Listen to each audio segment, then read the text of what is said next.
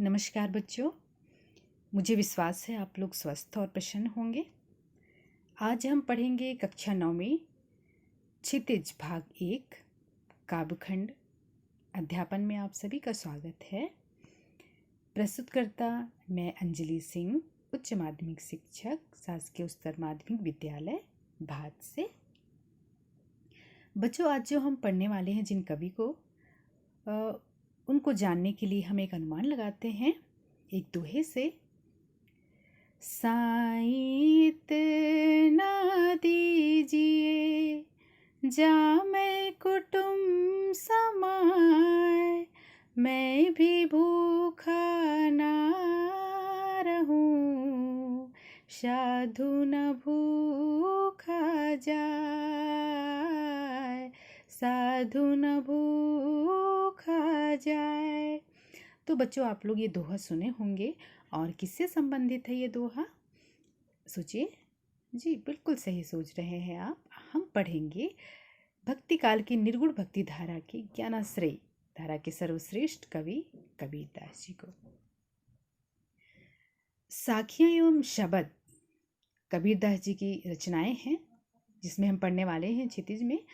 तो साखियाँ और शब्द पढ़ने से पहले उन महान कवि ज्ञानमार्गी शाखा के सर्वश्रेष्ठ कवि कबीर जी का जीवन परिचय पढ़े हम। तो ज्ञानमार्गी शाखा के प्रमुख कवि कबीर का जन्म 1398 ईस्वी में काशी वाराणसी में हुआ था। ऐसा कहा जाता है, एक किंवदंती है इनके जीवन के लिए, कि इनका जन्म किसी विधवा ब्राह्मणी के कोख से हुआ था जिसने लोक लाज के भय से शिशु को लहर तारा नामक तालाब के किनारे कमल के पत्ते पर छोड़ दिया था। उस रास्ते से नीरू और नीमा नामक जुलाहा दंपत्ति, जो संयोग से निसंतान थी, उस बिलखते हुए बच्चे को उन्होंने उठा लिया और उसका पालन पोषण किया और बड़े होकर उनका कबीर नाम दिया।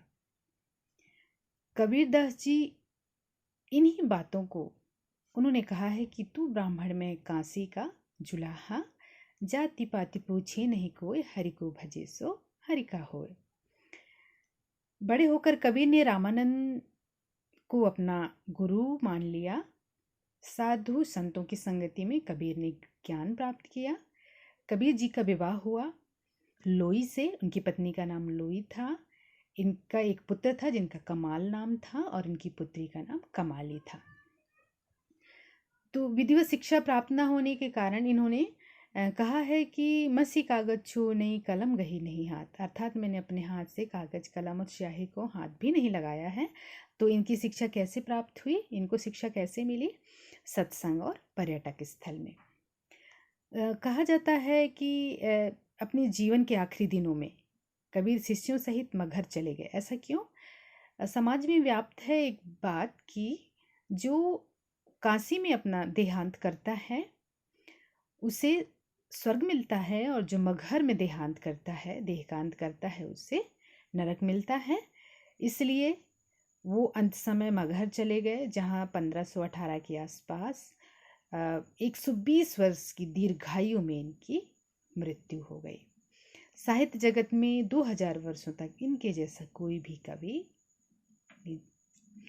साहित्य जगत में पदार्पण नहीं किया है। अब इनकी रचनाएं क्या हैं?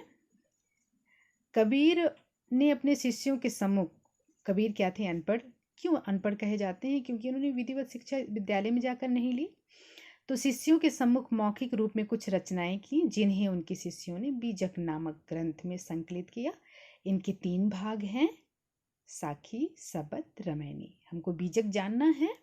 बीजक किनकी रचना है, किनका ग्रंथ है? कबीर जी का, जिनके 3 भाग हैं, साखी, शबद और रामायणी। साहित्यिक विशेषताएं। कबीर ने अपने समय में समाज में व्याप्त हर एक बुराई, धार्मिक आडंबर और अंधविश्वास के खिलाफ आवाज उठाई। हिंदू मुसलमानों के विश्वासों और मान्यताओं में जो तीव्रता थी, अंधविश्वासों की क्षमता पर जमकर प्रहार किया उन्होंने। कबीर ने आडंबर, और कुरीतियों का प्रबल विरोध करते हुए उनको समाप्त करने पर बल दिया। उन्होंने हिंदुओं की आस्था पे भी और मुसलमानों के लिए भी उन्होंने कि उस ओर प्रेरित किया कि यथार्थ को समझो, व्यवहारिकता को समझो, पर बल दिया उन्होंने। वे दिखावे की भक्ति, नारी और माया का विरोध करते थे। इनके मतानुसार ईश्वर को सच्चे प्रेम और ज्ञान से ही प्राप्त किया जा सकता है। उन्होंने कहा है, लाडू लावर लापसी पूजा चढ़े अपार, पाहन पूजे हरि मिले, मैं पूजूं पहाड़। दूसरा क्या कहा है, काकर पाथर जोर के मस्जिद लियो बनाए, तापर मुल्ला बांग दे क्या बहरा हुआ खुदाए। इनकी भाषा क्या है, भाषा शैली। कबीर ने अपनी भाषा में पूर्वी हिंदी, अवधी, ब्रिज, राजस्थानी भाषा के शब्दों का प्रयोग किया है, जिसे सदुकड़ी या पंचमेल खिचड़ी कहा जाता है। कबीर की भाषा अनगढ़ होते हुए भी हृदय के भावों को व्यक्त करने में पूर्णतः समर्थ है, जिससे जनसामान्य भी प्रभावित हो जाता है। अर्थात भक्ति काल के ज्ञान मार्ग की धारा के सर्वश्रेष्ठ कवि माने जाते हैं। अब हम इनकी साखियां पढ़ते हैं, काव्यांशों का भावार्थ तथा उन पर आधारित प्रश्न एवं उनके उत्तर। तो साखिया में सबसे पहला जो दोहा है उसको हम सस्वर वाचन करेंगे, इसके बाद भावार्थ समझेंगे। मान सरोवर सुभर जल, हंसा केली कराही, मुक्ता फल मुक्ता चुगे, उड़ी अनत ना जाए। क्या बताया है कवि ने यहाँ पे, मानसरोवर सुभर जल। बच्चों यहाँ पे दो तरह के अर्थ, एक गूढ़ार्थ छिपा है, एक सामान्य अर्थ छिपा है ना। तो मानसरोवर शुभर जल, शुभर माने क्या होता है, सुंदर निर्मल जल। मानसरोवर झील जल से लबालब भरी है। हंसा केली कराही, उसमें हंस क्रीड़ा कर रहे हैं, केली मतलब क्रीड़ा होता है, उसमें हंस क्रीड़ा कर रहे हैं। वे मोतियों को चुगते हैं तथा ऐसे आनंददायक स्थान को छोड़कर कहीं और नहीं जाते। दूसरे शब्दों में इसका अर्थ क्या है कि मन रूपी सरोवर, मानसरोवर मतलब मन रूपी सरोवर आनंद रूपी स्वच्छ जल से भरा हुआ है। उसमें हमारी जीवात्मा रूपी हंसा केली कराही, इसका अर्थ क्या बताया है उन्होंने, उसमें हमारी जीवात्मा रूपी हंस विहार करते हैं। वे आनंद के मोतियों को चुगते हैं और इसे छोड़कर अन्यत्र नहीं जाते। अर्थात हमारे मन में ही ईश्वर निवास करते हैं, उन्हें ढूंढने कहीं और जाने की आवश्यकता नहीं है। हमारा इस काव्यांश पर आधारित प्रश्न एवं उनके उत्तर हैं। कवि और कविता का नाम आप लोग पढ़े हैं तो ये इसका उत्तर एकदम बखूबी बनेगा आपको। कवि का नाम कबीर और कविता का नाम साखियां। दूसरा प्रश्न है, मानसरोवर किसे कहा गया है। दो तरह की बात हम अभी बताए हैं भावार्थ समझाते हुए। तो क्या है इसका उत्तर, मानसरोवर तिब्बत में स्थित एक झील का नाम है। कहाँ, तिब्बत में स्थित एक झील का नाम है जो हिंदुओं का पवित्र तीर्थ माना जाता है। और दूसरी तरफ क्या है इसका उत्तर हो सकता है, मानसरोवर मन रूपी सरोवर में कौन क्रीड़ा कर रहा है, आनंद रूपी जल भरा हुआ है जिसमें जीवात्मा रूपी हंस क्रीड़ा कर रहा है ना। कविता में हंस किसका प्रतीक है, काव्यांश में हंस मानव की जीवात्मा का प्रतीक है। अगला प्रश्न, हंस मानसरोवर में क्या कर रहे हैं। तो इसका उत्तर है, मानसरोवर में जीव आत्मा रूपी हंस आनंद पूर्वक मुक्त भाव से क्रीड़ा करते हुए आनंद की मोती चुग रहे हैं। फिर इस काव्यांश का आखिरी प्रश्न क्या है, हंस मानसरोवर छोड़कर अन्यत्र क्यों नहीं जाना चाहते। तो इसका उत्तर है, हंस पक्षी को मानसरोवर में मोती चुगने में सुख मिलता है। क्या है, हंस पक्षियों को मानसरोवर में मोती चुगने से सुख मिलता है, इसलिए वो अन्यत्र नहीं जाना चाहते। हमारा दूसरा साखिया है, साखिया में दूसरा दोहा, प्रेमी ढूंढत मैं फिरूं, प्रेमी मिले प्रेमी को प्रेमी मिले, सब विष अमृत होय। तो प्रेमी ढूंढत मैं फिरूं, प्रेमी मिले न कोई। यहाँ पे कबीर कहते हैं कि मैं सच्चे ईश्वर प्रेमी या सच्चे ईश्वर भक्त को ढूंढता फिर रहा हूँ, प्रेमी मिले न कोई। पर मुझे ऐसा कोई भी सच्चा ईश्वर का प्रेमी नहीं मिला जो ईश्वर का सच्चा प्रेमी है। सच्चे प्रेमी को ही ईश्वर मिलता है। प्रेमी को प्रेमी मिले, सब विसमृत हुई। सच्चे प्रेमी को ही ईश्वर मिलता है। और जब ऐसा होता है तब मन की सारी बुराइयों का विष अच्छाइयों का अमृत बन जाता है। अर्थात जब एक सच्चा ईश्वर का भक्त को दूसरा सच्चे ईश्वर का भक्त मिल जाता है तो उन दोनों के बीच में कोई भी वैमनस्यता और बुराइयां नहीं रह जाती। अर्थात सब भेद उनके अंदर से मिट जाते हैं और तब आनंद की प्राप्ति हो जाती है। काव्यांश पर आधारित प्रश्न। सबसे पहला प्रश्न है हमारा, कवि क्या ढूंढना चाहते हैं, क्या ढूंढ रहे हैं? तो इसका उत्तर है कवि कोई प्रेमी ढूंढ रहा है, अर्थात कोई ईश्वर का सच्चा भक्त ढूंढ रहा है। कवि ने मैं का प्रयोग किस लिए किया है?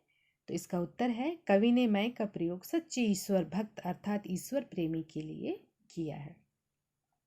कवि किसे ढूंढता फिर रहा है तथा वह उसे क्यों नहीं मिलता है?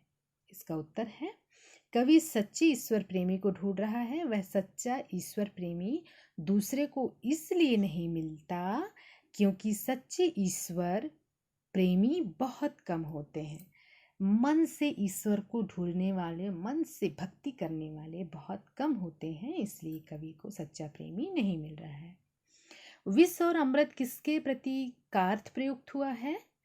तो विष हमारे मन की दुर्भावना, वासनाओं, लालच और पापों के लिए तथा अमृत ईश्वर भक्ति, आनंद, भवसागर से मुक्ति और पुण्य के प्रतीक है। हमारा इस काव्यांश का आखिरी प्रश्न, दो ईश्वर प्रेमियों के मिलने का क्या असर होता है? इसका उत्तर है दो ईश्वर प्रेमियों के मिल जाने पर बुराइयों का जहर भी अमृत बन जाता है और सर्वत्र अच्छाइयाँ ही अच्छाइयाँ आ जाती हैं। अगला है साखियाँ 3 का दोहा क्या है?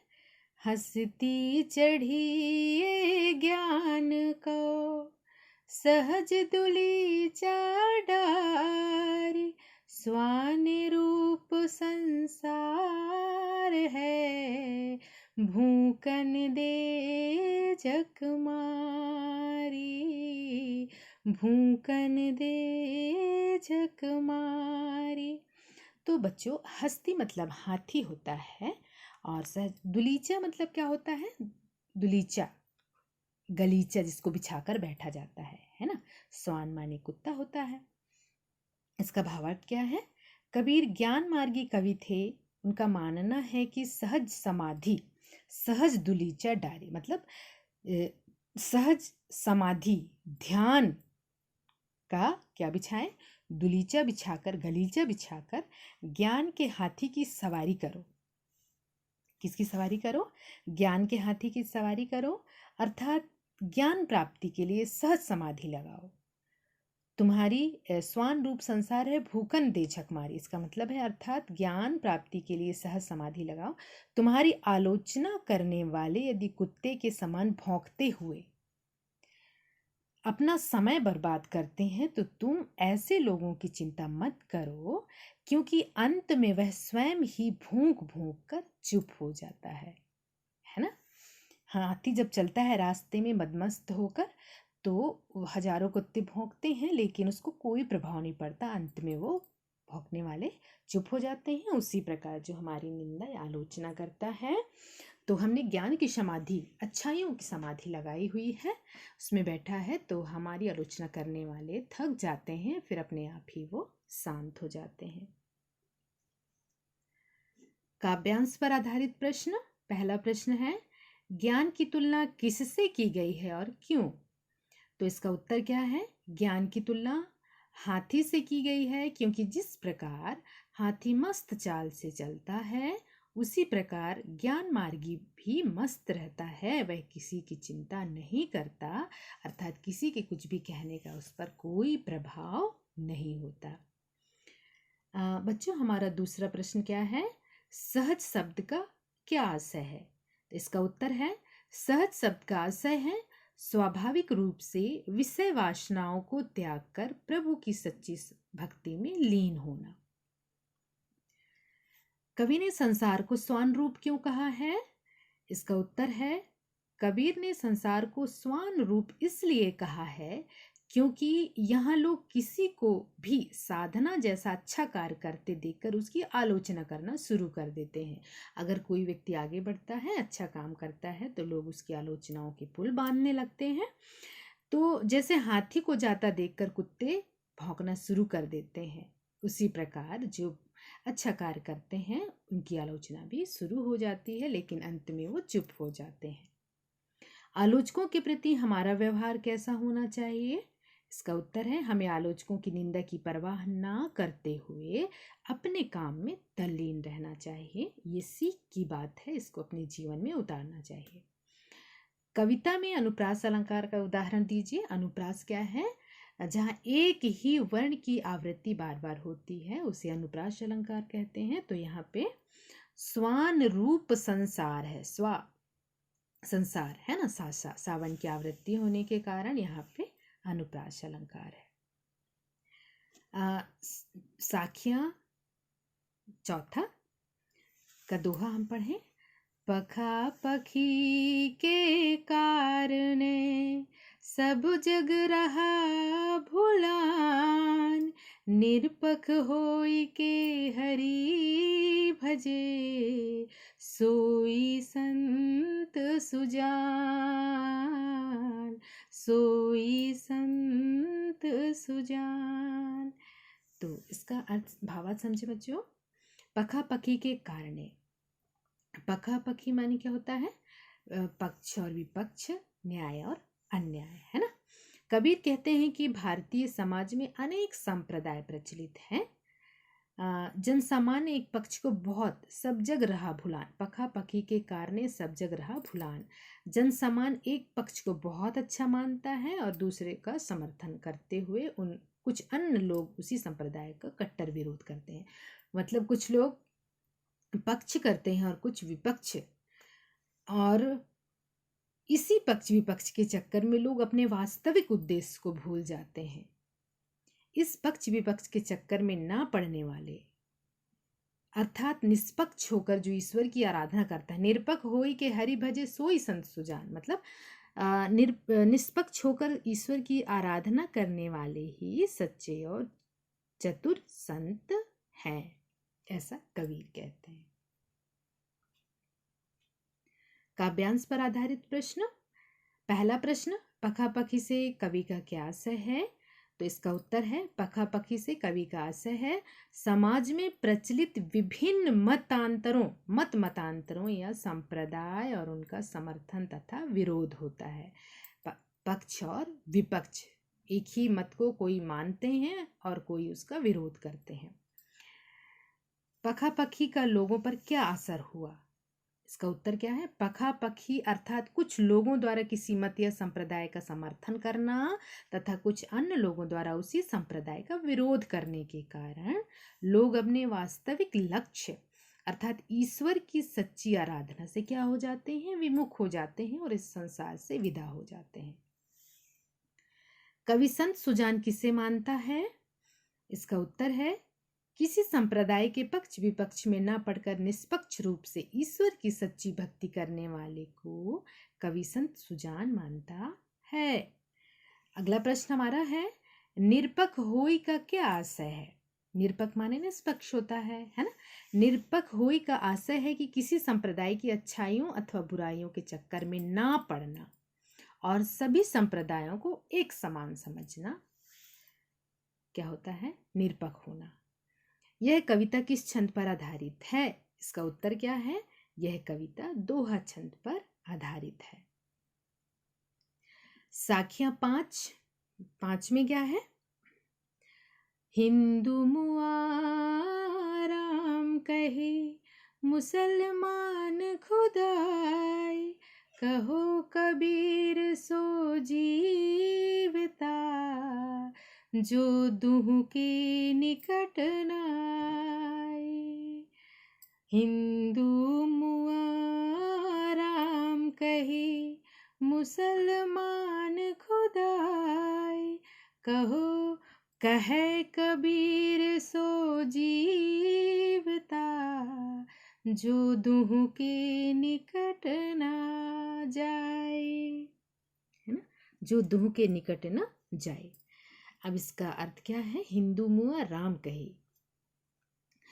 हिंदू और मुसलमान की धार्मिक कट्टरता पर प्रहार करते हुए कबीर कहते हैं कि हिंदू मुआ राम कहे। हिंदू अपने हिंदू धर्म को श्रेष्ठ मानकर राम राम जपते हुए मुआ मतलब मृत्यु को प्राप्त हो गए, और मुसलमान खुदाए, वहीं मुसलमान अपने धर्म को श्रेष्ठ बताते हुए खुदा खुदा पुकार कर जीवन को समाप्त कर लेते हैं, लेकिन इसके मर्म को कोई नहीं जानता। कह कबीर सो जीवता, अर्थात दोनों ने राम और खुदा के चक्कर में अपने जीवन को व्यर्थ कर लिया और कुछ भी हासिल ना कर पाए। कभी उसी व्यक्ति का जीना सार्थक मानता है जो राम और खुदा के चक्कर से ऊपर उठकर, जो ईश्वर को एक मानता है, जो ईश्वर के निकट पहुंचता है, हृदय से मानकर ईश्वर की भक्ति करता है और अमरता को वही प्राप्त करता है, जिसने ईश्वर के रहस्य मर्म को समझ लिया, ईश्वर की भक्ति को जिसने समझ लिया। काव्यांश पर आधारित प्रश्न एवं उनके उत्तर। पहला प्रश्न है, कबीर ने तीनों को मरे हुए व्यक्तियों के समान माना है। इसको जो भेदभाव करते हैं, कबीर ने मरे हुए व्यक्तियों के समान किसे माना है? तो इसका उत्तर क्या है? कबीर ने मरे हुए व्यक्ति के समान जो भेदभाव करते हैं, कबीर ने उनको मरे हुए व्यक्ति के समान माना है। जीवता शब्द किसके लिए प्रयोग किया गया है? जो भेदभाव नहीं करता हो, समान भाव से चलता हो, वह जीवता शब्द उसके लिए प्रयोग किया गया है। उपर्युक्त दोहे में से हमें क्या सीख मिलती है? इस दोहे से हमको क्या सीख मिलती है? तो इस दोहे से हमें यह सीख मिलती है कि हमें आपस में भेदभाव नहीं करना चाहिए और खुदा और ईश्वर के चक्कर में पड़कर मनमुटाव नहीं करना चाहिए। मुआ विशेषण का कौन सा शब्द विरोधी विशेषण हो सकता है? किसका? मुआ शब्द का, है ना। तो मुआ माने मरा हुआ, जीवता माने जीवित, तो जीवता विशेषण होगा। अनुप्रास अलंकार का प्रयोग इस दोहे में कहाँ हुआ है? तो इसका उत्तर है, कहे कबीर में अनुप्रास अलंकार का प्रयोग किया हुआ है। का वर्ण की आवृत्ति के कारण